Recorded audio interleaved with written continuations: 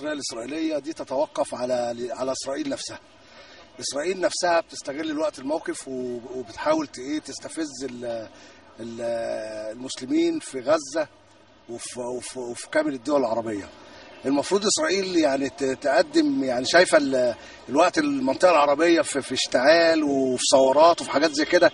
المفروض إسرائيل لو عايزة سلام بجد تقدم يعني حاجة كويسة، تتعامل بشكل كويس في الظروف اللي الناس فيها الوقت، مش تتعامل بالصورة اللي هي بتتعامل بيها الوقت. يجب ان علاقة مصر بإسرائيل تتغير من بعد 25 يناير عن الفترة اللي قبل 25 يناير، لأن كان معروف ان في تواطؤ من الحكومات العربية وخصوصا المصرية قبل 25 يناير. يجب أن ينتهي هذا التواطؤ وتعود العلاقة الندية ما بين مصر وإسرائيل والوقوف بجانب الفلسطينيين. لازم يكون في استقرار ما بيننا وما بينهم، ولازم يكون يعني دور مصر إيجابي بحيث يكون في يعني قعدات ما بيننا وبين الفلسطينيين والإسرائيليين، ويكون يعني الدور إيجابي للدول العربية يكون كويس أحسن من كده.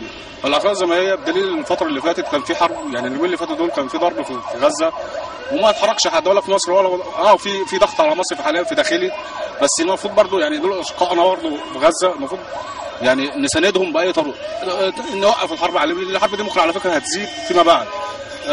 إسرائيل الله أعلم عاوز إيه بعد كده، بس لو الأرض دي اتحررت الدول العربية بما فيهم مصر هتبقى في علاقة طيبة، بس يعني بالنسبة للسلام. انما طول ما فلسطين مش متحرره حتى وقتنا هذا استحاله يكون في سلام بينهم وبين العرب خالص. والله هو انت ما بينك وما بين اسرائيل في علاقات مبرمه وفي اتفاقيات مبرمه ما بينك وما بينهم بتحدد نوع العلاقه اللي ما بيننا وما بين اسرائيل. اسرائيل دلوقتي عايزه تاخد سيناء عشان تزق الفلسطينيين اللي موجودين في غزه ترميهم عندك هنا، وده كلام معلوم للدنيا كلها. كويس؟ احنا المفروض ان احنا الجيش اللي احنا قاحمينه في وسط البلد ده لازم يروح يقف على الحدود، والحلقات اللي ما بيننا وما بين اسرائيل ان انا اقول للسفير بتاع اسرائيل اتفضل اطلع بره واخوفهم او اعمل لهم كارت ارهاب ان انا العلاقه اللي ما بيني وما بينهم هتقف. والله انا شايف ان احنا المفروض نتكاتف شويه مع الشعب الفلسطيني، ان بعد الثوره المفروض في حاجات كتير تتغير.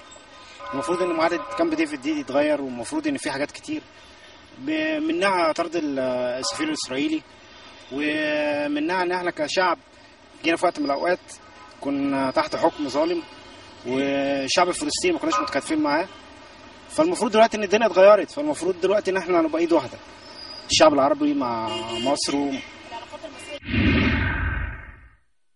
مشاهدينا، كانت هذه آراء عشوائية استطلعناها لمواطنين في الشارع المصري. كما أشعرتم حضراتكم في اتفاق